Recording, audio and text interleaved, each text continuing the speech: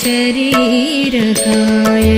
कर्पूरगौरार्धशरीरकाय धम्मिल्लकायै च जटाधराय नमः शिवायै च नमः शिवाय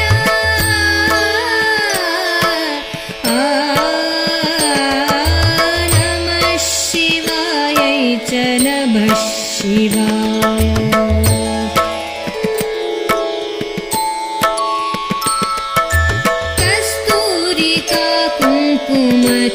कुङ्कुमचर्चितायै